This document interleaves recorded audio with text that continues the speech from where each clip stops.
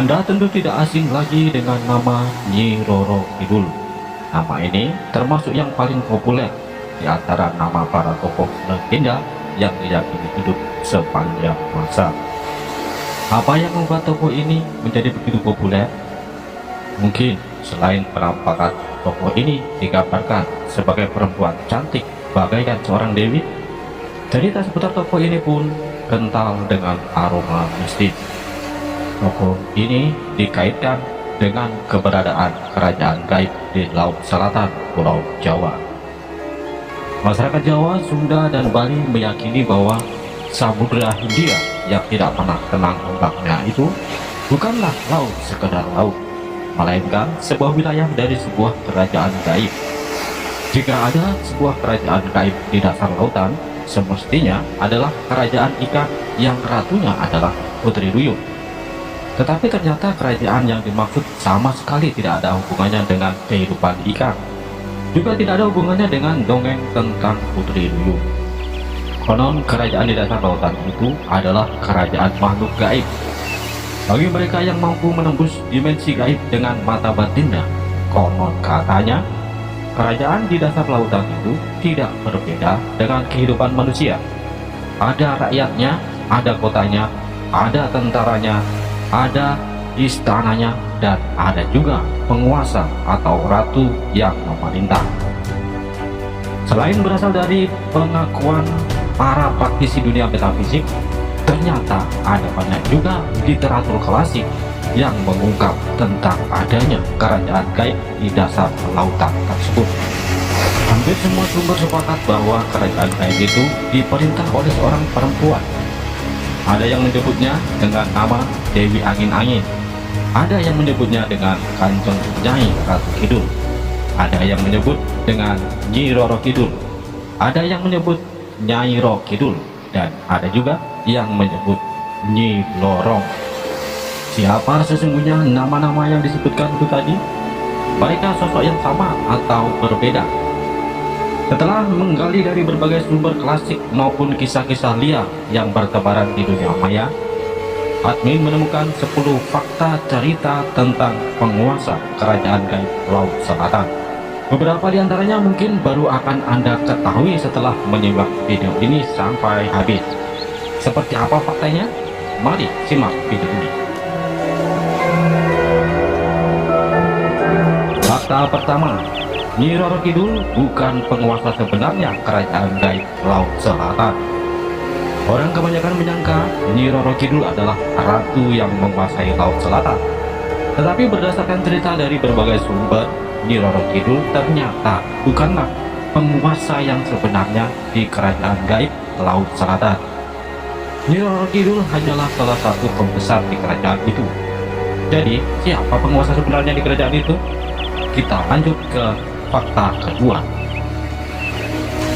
Fakta kedua, Nyi Roro Kidul berbeda dengan Nyai Ratu Kidul. Kebanyakan orang rancu tentang sosok Nyi Roro Kidul dengan Nyai Ratu Kidul. Perancuan itu sangat beralasan sebab kedua nama itu terdengar mirip-mirip. Keduanya juga dikaitkan dengan kerajaan gaib Laut Selatan. Jangan-jangan keduanya memang ternyata sosok yang sama, hanya saja orang menyebutnya dengan nama yang berbeda.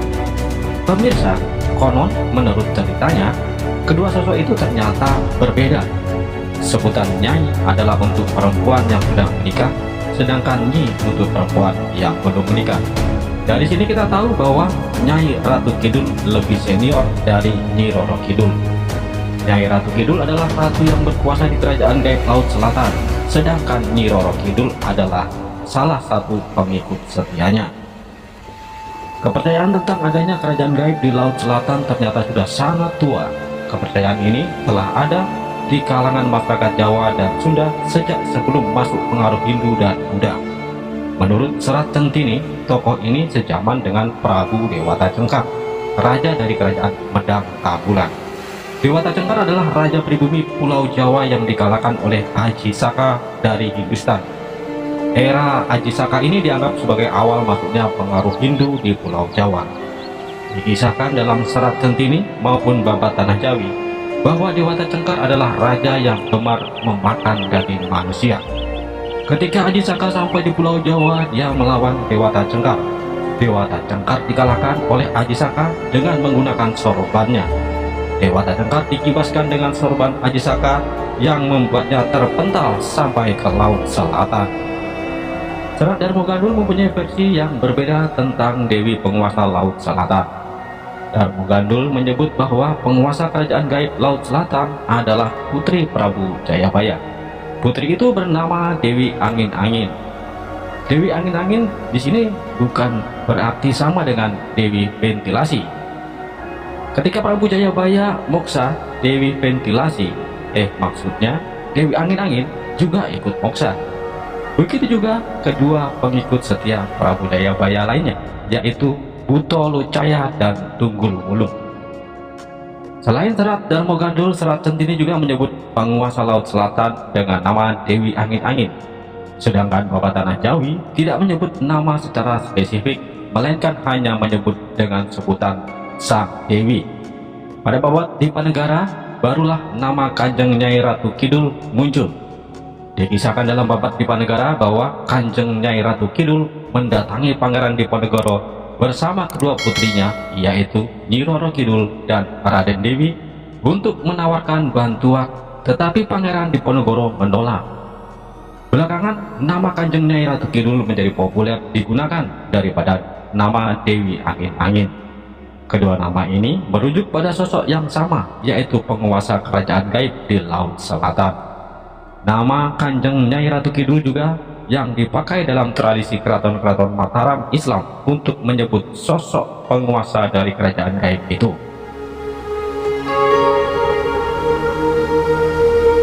Fakta ketiga, Nyi Roro Kidul adalah putri Sunda.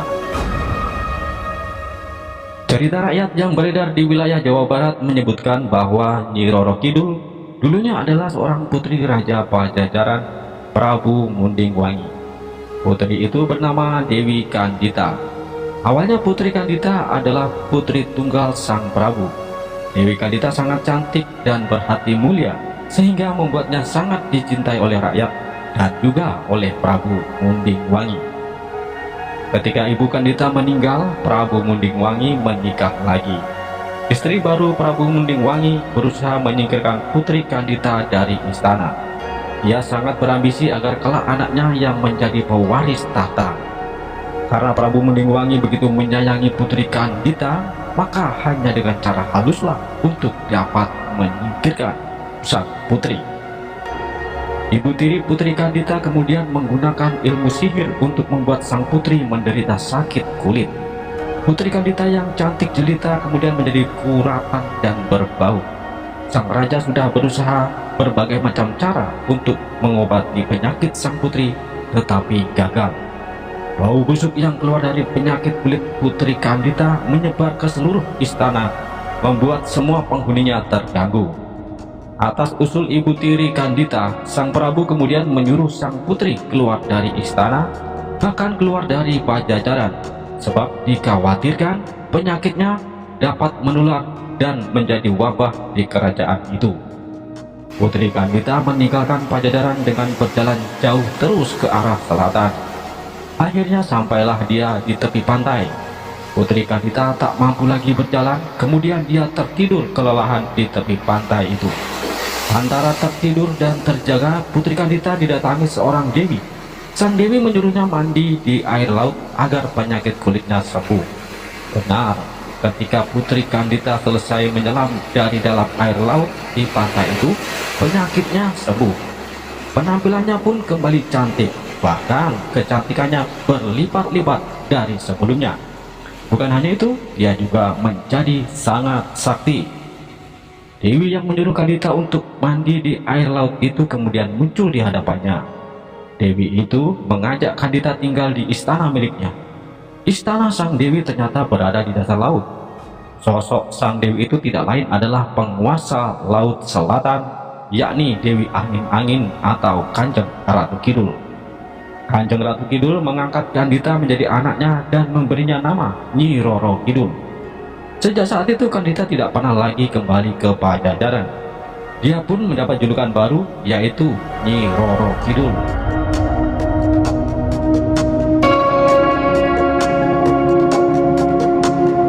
Fakta keempat, Nyai Ratu Kidul dan Nyi Roro Kidul bukan sosok yang jahat.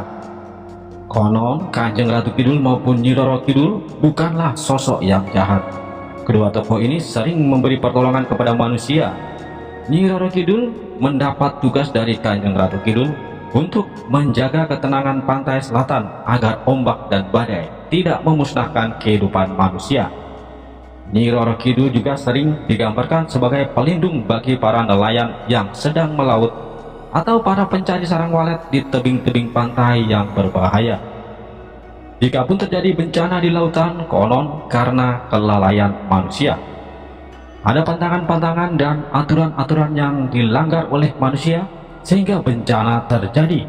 Karena itu, masyarakat yang hidup di pesisir pantai selatan, mulai dari Jawa Barat di pantai Pangandaran hingga Jawa Timur di Banyuwangi, sangat memperhatikan pantangan-pantangan yang tidak boleh dilakukan ketika berada di wilayah Laut Selatan. Mereka juga sering menggelar ritual yang ditujukan kepada penguasa Laut Selatan, misalnya sedekah laut sebagai ungkapan terima kasih kepada sosok gaib yang melindungi mereka di pantai selatan. Fakta kelima, Nyi Roro Kidul sering diidentikan dengan Nyi Blorong. Selain sering diidentikan dengan Kanjeng Ratu Kidul, Nyi Roro Kidul juga sering disamakan dengan Nyi Blorong. Kesalahpahaman ini terjadi karena ketiganya adalah sosok gaib yang dihubungkan dengan Laut Selatan. Namun sesungguhnya, maksud saya bukan sesungguhnya, karena yang sesungguhnya seperti apa admin tidak tahu. Tetapi menurut ceritanya, berdasarkan Serat Centini, Nyi Roro Kidul ternyata berbeda dengan Nyi Blorong. Nyi Roro Kidul bukanlah Nyi Blorong. Menurut Serat Centini, Nyi Blorong adalah putri Dewi Angin-Angin dengan Prabu Dewata Cengkar. Setelah Aji Saka berhasil melemparkan Prabu Dewata Cengkar ke Laut Selatan, Dewata Cengkar tidak mati, tetapi berubah menjadi buaya putih. Di Laut Selatan itulah Dewata Cengkar kemudian bertemu dengan Dewi Angin-Angin. Terjadilah perkawinan antara Dewata Cengkar dengan Dewi Angin-Angin. Perkawinan antara penguasa gaib daratan Prabu Dewata Cengkar dengan penguasa gaib lautan Dewi Angin-Angin kemudian melahirkan Nyi Blorong. Babad Diponegoro menyebutkan bahwa Kanjeng Nyai Ratu Kidul mempunyai dua orang anak, yaitu Nyi Roro Kidul dan Raden Dewi. Namun kita tahu bahwa Nyi Roro Kidul ternyata bukanlah anak kandung, melainkan anak angkat. Raden Dewi lah anak kandung Kanjeng Nyai Ratu Kidul. Dengan demikian, dapat kita ketahui yang disebut dengan nama Raden Dewi oleh Babad Diponegoro tidak lain adalah Nyi Blorong. Nyi Blorong sering digambarkan sebagai sosok perempuan cantik yang setengah badannya ke bawah adalah ular. Namun, dia dapat berubah-ubah wujud sesuai yang dia kehendaki.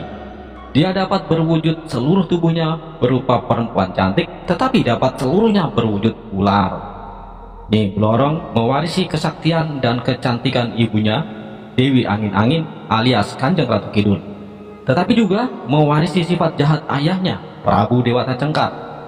Nyi Blorong dipenuhi dengan nafsu, baik nafsu seks, kekayaan maupun kekuasaan. Karena itu dia suka menggoda manusia. Sisi dari ekor Nyi Blorong diyakini dapat memberikan kesaktian, kekayaan, dan kecantikan yang luar biasa. Sisi Nyi Blorong dapat berubah menjadi emas yang menjadikan pemiliknya kaya raya, dapat menjadi pengasihan yang membuat pemiliknya menjadi sangat cantik dan memikat hati para lelaki. Juga dapat memberikan kewibawaan sehingga membuat pemiliknya disegani dan dapat meraih pangkat dan derajat yang tinggi di tengah masyarakat. Namun, Nyi Blorong tidak memberikan sisinya kepada para pemudanya secara cuma-cuma. Sebagai imbalannya, selain meminta mangsa, dia juga mengikat perjanjian ketika mati, jiwa-jiwa mereka akan menjadi budak Nyi Blorong di alam gaib.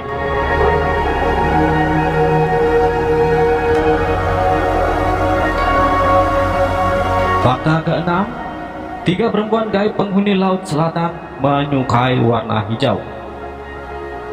Salah satu pantangan yang tidak boleh dilanggar kalau tidak ingin celaka ketika berada di pantai selatan adalah larangan mengenakan baju berwarna hijau. Mengapa demikian? Konon, baik Kanjeng Ratu Kidul, Nyi Roro Kidul maupun Nyi Blorong sama-sama menyukai warna hijau. Ketiga sosok gaib ini sering divisualisasikan dalam wujud perempuan cantik yang mengenakan busana warna hijau. Karena itu, siapapun, terutama kaum perempuan, dilarang memakai baju warna hijau ketika berada di pantai selatan. Konon, kalau pantangan ini dilanggar, akibatnya bisa fatal. Orang tersebut bisa hanyut ke laut, disambar oleh ombak secara tiba-tiba. Fakta ketujuh, Kanjeng Ratu Kidul mempunyai hubungan dengan Sunan Kalijaga. Mungkin karena nama Sunan Kalijaga dapat diartikan sebagai sang penjaga kali atau dapat dianggap sebagai penguasa air sungai, sedangkan Ratu Kidul adalah sang penguasa air laut, sehingga kemudian muncullah kisah bahwa kedua tokoh ini pernah bertarung. Air sungai dengan rasa yang tawar sangat berbeda rasanya dengan air laut yang asin. Karena itu ketika keduanya bertemu, terjadilah pertempuran sekaligus percampuran. Pertempuran dan percampuran inilah yang membuat kisah pertemuan kedua tokoh ini melahirkan beragam cerita. Ada cerita yang mengisahkan bahwa keduanya berseteru dan bertarung, tetapi ada juga cerita yang mengisahkan bahwa keduanya bersekutu. Namun ada juga yang mengisahkan bahwa setelah terjadi pertarungan dahsyat, Kanjeng Ratu Kidul kalah, kemudian diampuni oleh Sunan Kalijaga. Setelah itu, Kanjeng Ratu Kidul selalu memberikan bantuan kepada Kanjeng Sunan Kalijaga dan murid-muridnya, salah satunya kepada Panembahan Senopati.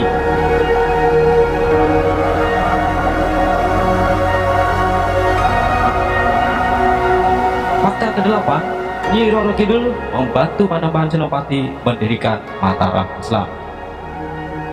Konon, Danang Sutawijaya atau lebih populernya disebut Panembahan Senopati adalah salah satu murid Kanjeng Sunan Kalijaga. Ketika Panembahan Senopati ingin mengalahkan Sultan Hadiwijaya alias Jakatingkir alias Mas Karebet yang menjadi penguasa di Padang, Sunan Kalijaga menyuruh Panembahan Senopati untuk bersamadi di pantai selatan. Babat Tanah Jawi mengisahkan ketika Panembahan Senopati bersamadi sekian lama di pantai selatan, tubuhnya memancarkan energi yang sangat kuat. Pancaran energi yang keluar dari tubuh Panembahan Senopati membuat gerah bangsa gaib yang ada di sekitarnya. Alam mulai bergejolak, angin badai dan gelombang laut menderu dan menggulung apapun yang ada di sekitar pantai selatan. Namun Panembahan Senopati tetap tidak bergeming. Akhirnya datanglah seorang perempuan tua menghampirinya. Perempuan tua itu meminta Panembahan Senopati menghentikan samadinya dan berjanji akan memberikan apapun yang dimintanya. Akhirnya Panembahan Senopati menghentikan samadinya. Perempuan tua itu mengajak Panembahan Senopati mengunjungi istananya di dasar laut. Panembahan Senopati menerima ajakan perempuan tua itu.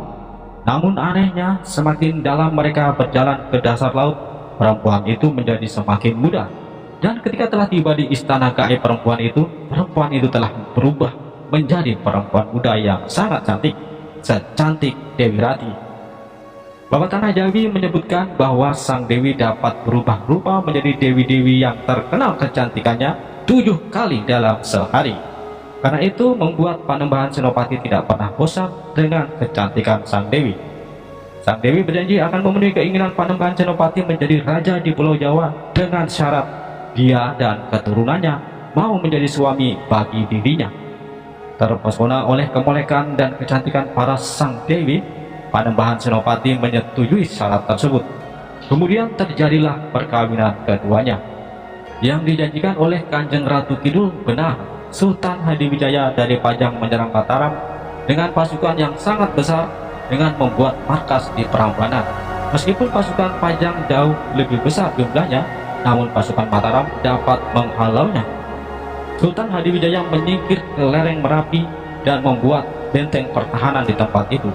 Namun tak terbayangkan sebelumnya, tiba-tiba Gunung Merapi meletus dan letusannya mengarah ke pasukan Sultan Hadiwijaya.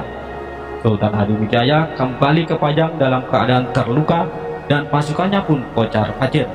Namun pasukan siluman Panembahan Senopati dan Kanjeng Ratu Kidul tidak membiarkannya lolos begitu saja.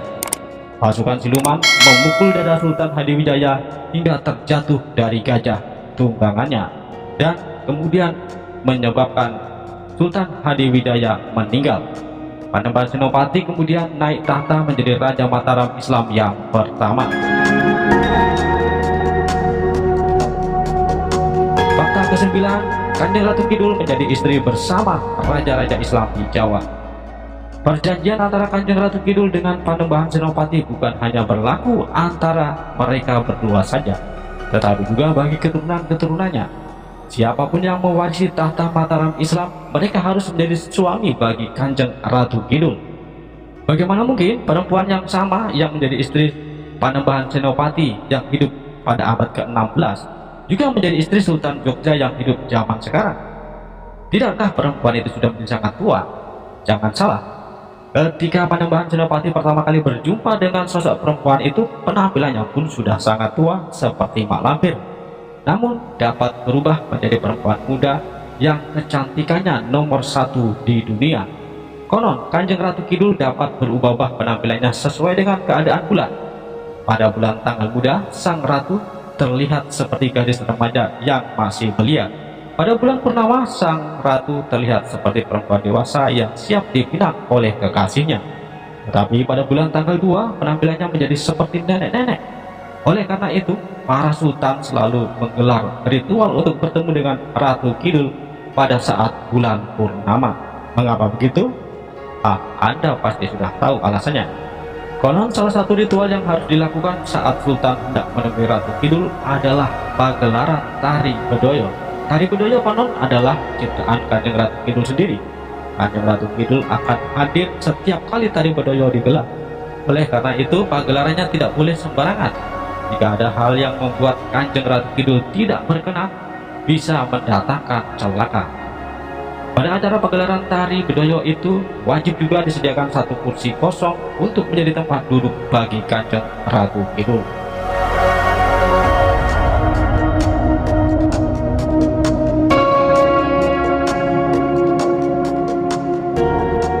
Fakta ke-10, Kanjeng Ratu Kidul mempunyai kamar khusus di beberapa hotel.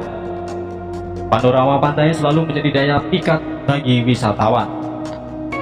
Tempat di mana pariwisata berkembang, hotel-hotel pun bermunculan. Namun, membangun hotel di pesisir pantai selatan ternyata bukan hanya membutuhkan izin dari pemerintah, tetapi juga dari penguasa kerajaan gaib Laut Selatan.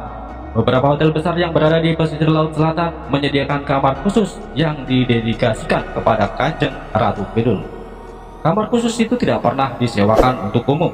Di tempat itu selalu dilakukan ritual dan sesaji yang ditujukan kepada Nyai Ratu Kidul, sekaligus meminta perlindungan dari bahaya tsunami yang bisa sewaktu-waktu menerjang.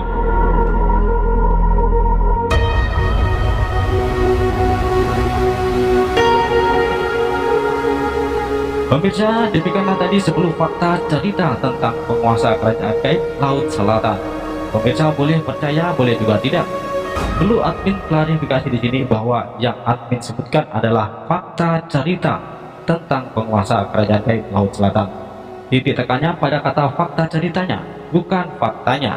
Mengapa begitu? Karena sesungguhnya admin tidak tahu fakta tentang Ratu Kidul, yang admin ketahui fakta ceritanya. Bahkan admin juga tidak tahu apakah sosok Kanjeng Ratu Kidul adalah fakta atau bukan. Namun tidak dapat dipungkiri adanya fakta cerita tentang Kanjeng Ratu Kidul. Fakta itu bukan hanya ditemukan dari mulut ke mulut, tetapi juga pada literatur klasik yang telah lama beredar. Admin menyadari sekalipun hanya berdasarkan fakta cerita, narasi yang admin sajikan bukanlah satu-satunya versi yang mutlak benar. Kisah tentang penguasa kerajaan gaib Laut Selatan ada banyak sekali versinya. Sangat mungkin Anda mempunyai versi yang berbeda dari yang admin sajikan. Itu bukan salah Anda atau salah saya, tetapi karena memang ada banyak versi cerita tentang sosok yang satu ini. Jika Anda punya versi yang lain, silahkan tuliskan pada kolom komentar. Terima kasih Anda telah menyimak video ini, semoga ada manfaatnya. Wassalam, rahayu, rahayu, rahayu, semoga Tuhan memberkati.